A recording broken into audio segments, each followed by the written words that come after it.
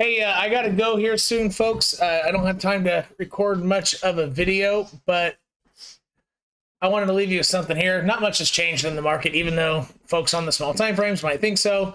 But so looking at Bitcoin here, this is a Bitcoin and Ethereum update. So as I had been anticipating, Ethereum was moving up on big green candles, and Bitcoin was moving down on red candles for the second time from the time I did my sine cosine video, where I anticipated,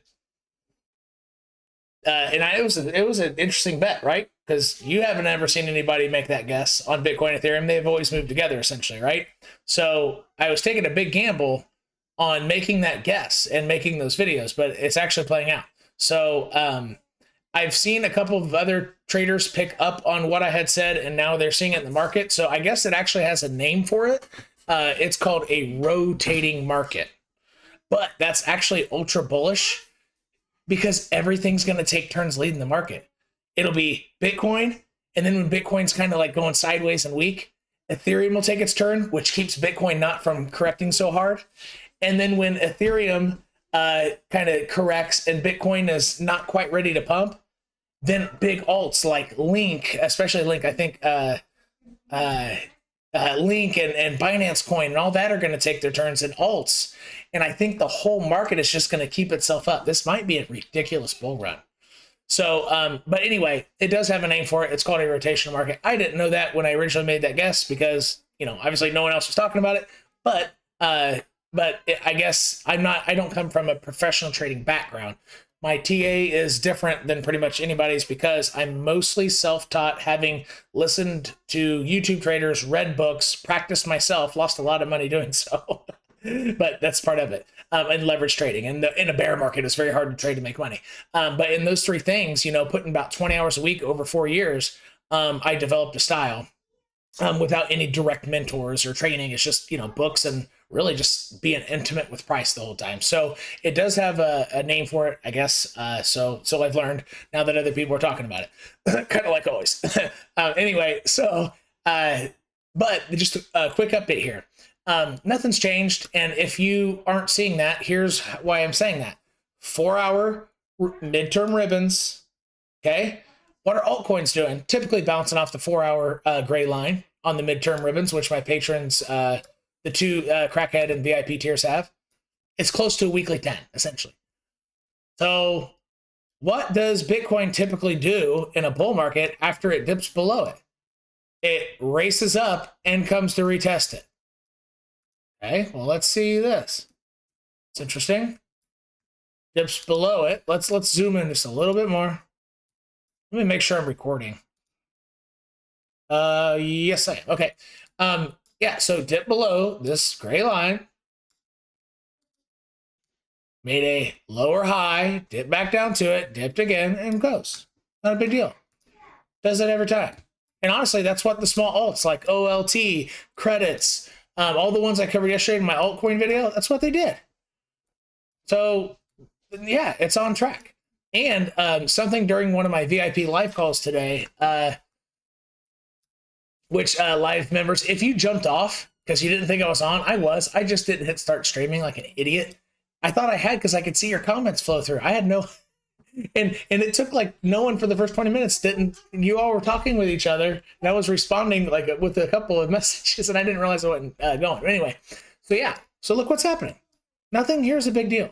Look, screamed past it just like a small alt, correct back down onto it. No big deal. Nothing's changed. So, and I found a slightly more bullish fractal than the guess I had made. So these are the two paths I had been guessing. I found a fractal that's very similar to the green and red lines.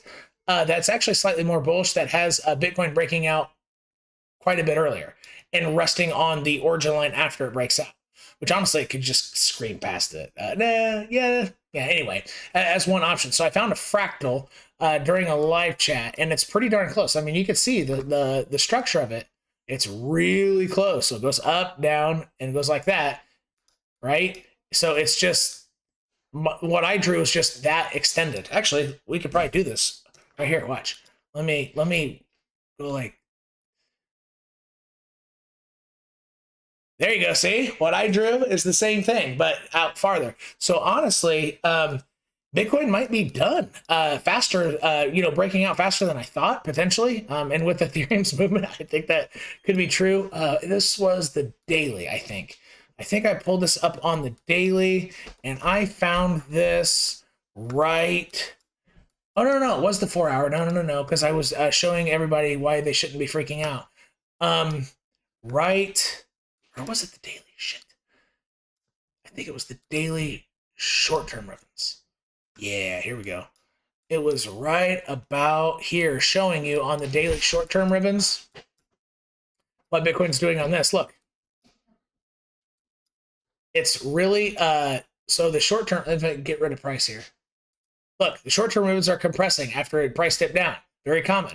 Let's go back to a time it did that before. Watch. And this is where I actually did the exact fractal. So see how the daily ribbons, short-term ribbons compress and then flies? That's typically what leads to big Bitcoin moves, is the compression of the ribbon. Now, is that what causes it? No, it's just visualizing it. So don't misinterpret what I'm saying. The ribbon itself doesn't cause price to explode. It allows you to visualize what's happening with market psychology of the interplay among sideliners, buyers, and sellers, and the chaos of human beings, right? It was this fractal right here.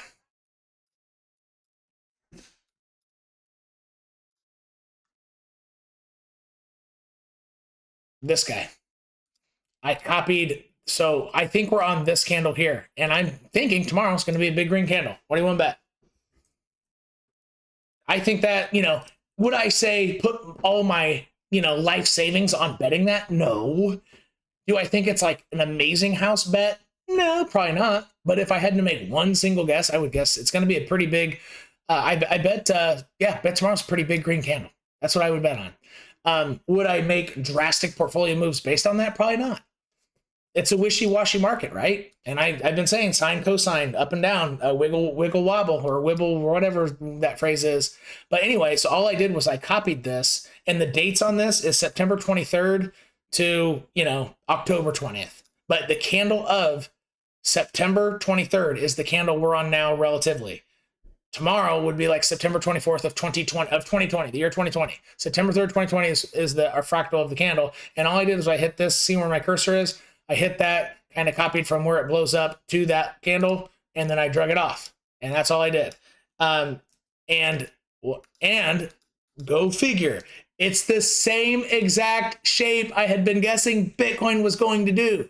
And you know that it's accurate because I drew these lines a long time ago.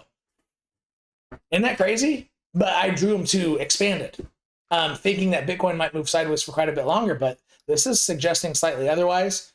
However, it could happen just like I drew it, honestly. It could just be this expanded. See that? It almost fits in perfectly. Isn't that crazy? But that's what happens when you stare at price for many hours a day for many years. So I don't think anything's changed. It's on track still. Okay, don't be scared about these red candles. Ethereum, bullish AF. Okay, it's above its daily 10 by a mile. There's nothing, just because you see red doesn't mean anything. Look at these EMAs. Look, if you're a new viewer and you haven't pulled up, if you want to learn how to set up my chart so you don't have to freak out every dip, and you realize, wait, this pullback isn't even a pullback. This is like ultra bullish. Even if we went down $500 on Ethereum, yeah, we would still be bullish as crap.